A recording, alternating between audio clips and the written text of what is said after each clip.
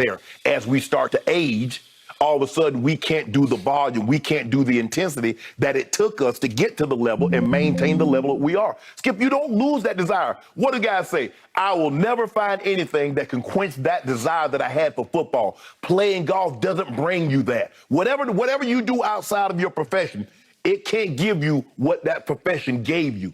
So Tom Brady is not going to lose his desire to compete. He might lose his desire to go out to study film like he does. He might lose his ability as we start to age might start to deteriorate.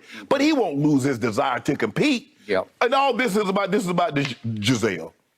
Oh, hey, I'm going to lose my... Giselle like, damn, baby might really finally come home this year. That's what she said. Oh, it's 55-45. Yeah, okay, finally me, V, and the other kids, we might have him around here full time. Tom Brady, look, you want to make Tom Brady say, you know what? We're going to go back to the 1990 rules. Everything goes. You can hit the quarterback in his head, you can hit him in his chest, in his thigh, in his knee, you can tackle him below the waist. And Tom Brady retire on the spot. Because he understands the rules that protect him. Now, we're going to talk a little later about Aaron Donald and what he said about Aaron Donald and what Aaron Donald required of Aaron Donald in training versus what is required of Tom Brady during training. But no, Skip, this is like, I don't believe you lose your desire to compete. I believe what for me is that you lose your desire to do what it took you to compete at the level. Now, understand where Tom Brady is at. Yeah. Imagine if he was at that level and he played a position that his ability, I had to run fast, I still had to be strong, I still had to have great lateral quickness, was a prerequisite. What he's able to do doesn't require that. And if he lost his desire, I believe it's his desire to study film, to put the work in, he will lose that before he loses desire to compete. Because every time you turn around, what is he doing? He and somebody else is competing at what? They're competing at golf. He loved it. Skip, once you become an athlete, it's hard to lose that desire to compete. Because what is it, Jordan? Man, he competed everything. You come over, you want to play table tennis. He want to shoot pool. He want to throw darts. That's just the way you're wired. Because you competed. Tom Brady's 45. Hell, he's been competing for damn near 40 years. And all of a sudden, you just lose that? I don't believe that's what he'll lose. I believe he'll lose the desire to train, to put the effort in, to still compete at the level at which he does, or his ability will start to wane and he can no longer compete at that level. But his desire, the Tom Brady, that burning with that let's F and go, that ain't going nowhere. That ain't going anywhere. If I didn't know better, you being in the Pro Football Hall of Fame, you sound a tinge bitter toward Tom Brady that he gets to play at age 45. No, I'm bitter that he keeps talking about it. Either you're going to retire or you're not. That's what I'm tired of. It's just that every time I turn around, it's like somebody, okay, bro, if you're going to do something, do it. I gave to charity. Don't tell me you gave. You get it. Did you do it out of the goodness of your heart, or you did it so everybody would know about it? Retire. If you're going to retire, don't talk me to death about it. I'm tired of tongue wrestling with Tom Brady about this retirement talk. Either he's going to do it or shut up and go play football. But every other interview, now all of a sudden he wants to do, anybody got a podcast or anybody got a show, Tom Brady want to come on. Well, guys, I'm not going to be able to do this forever. Well, guys, hey, I'm 55-45 or my desire. I'm tired of hearing him talk about retirement. That's what I'm tired of. You're absolutely right. I'm tired of Tom Brady bumping his gums about something that he's not going to do. Yet, from this side of the table, I hear the bitterness creep into your voice when you indicate under these rules he could basically play forever. He could. Okay.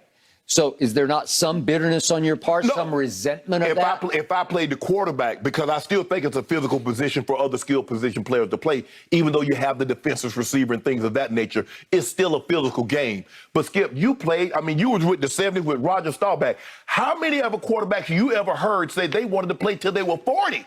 It was too physical, man. They knocked you out. They literally hit you side your head, they slam you. Remember what Turkey Jones did to Terry Bradshaw? If somebody did Tom Brady, go back and look at the video what Turkey Jones did to Terry Bradshaw, Cleveland Browns, against the Pittsburgh Steelers, and you tell me what would happen to said player. Or when the guy jumped outside and when he slammed, I think it was Martin for the Bears, when he slammed I think it was Jim McMahon. He did. He picked him up and threw him down. Yep. Yep, he did. You can't play that game the way that Because the NFL woke up and said, our game hinges on the quarterback. We can't sell our game without the star quarterback. And that's what they did in basketball, right? Okay. They cleaned up the physicality. They said, man, we want our superstars to flow freely. Man, we don't want them getting hit upside the head, snatched up out there, undercut. And boom, the ratings took off. And you're absolutely right. The more the top quarterbacks stay on the field, the more Skip, I'm sorry. Guys are not don't want to watch Matt Moore. I don't know if he's even playing, Skip, but they don't want to see the backups. They want to see the Bradys. They want to see the Rodgers. That's what they want to see. And I don't blame them. Okay. When I read these remarks the first time, and then I watched him say these remarks, it did strike me that for the first time in his career, he's a little more receptive to the reality of the end is nearing. Not near, but nearing. Yeah. That he's now to a year-to-year stage of his career where he does need to recheck his oil each February, March, depending on how far they go, to say, okay, where am I? How do I feel physically? And how do I feel psychologically, emotionally, mentally? Right. And I do think he's accepting his fate a little more than he used to, because I believe when he left Belichick and went to Tampa, in his head, it was at least a 3-year commitment to pro football, whether he ended up 3 full years in Tampa or not. Right. And I do not believe for 1 second, and I told you this, I first guessed it, he was not ready to retire this past offseason. Right. He was looking to get out of Tampa, and he was looking hard at Miami, and I think he kicked tires with the Shanahans in San Francisco, and he wound up actually coming back to Tampa and saying, okay, I will come back, but you got to kick him upstairs, right. The head coach. And I don't know where he's kicked now. He hadn't been kicked out of practice yet, and we'll get to that. He feels like he's kicking it around at practice. He's kicking them around. Okay. Yet, to your points, I will buy this. Remember, every time he's going to do a big interview, Dan Patrick, whoever it is, he's the GOAT, and he's going to play at 45. Well, it's unheard of. Right. He has shattered the mold. He's nuked the mold. Yeah.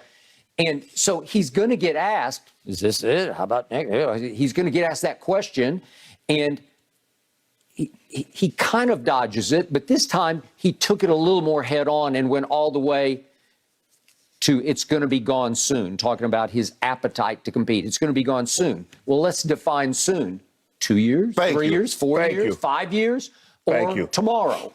Well, I think we're still looking at a couple of more years. Yes. Okay, so in the end, you're correct about one thing.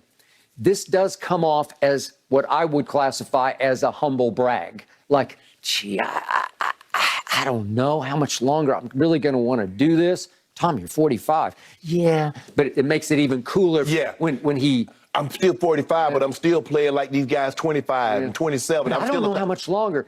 This is in golf what you call sandbagging. I don't know if you've ever heard that term, but it's when you're on the first tee playing against somebody you don't really know, and they say, I'm in a slump, I'm having a bad day. You got to give me 3 shots. Right. 3 shots aside, maybe. Right.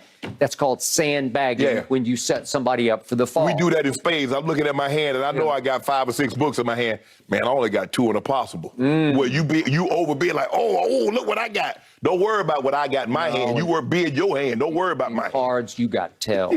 I know you. Your eyes light up. Nah, let's get back to the man. Man, I don't know about this. I should throw this hand in. I ain't got no spades. Yourself. Okay, what did his father, once upon a time, Tom Sr., what did he say about his son, Thomas Edward Patrick Brady? Drag him off the field in a straight jacket. In a straight jacket.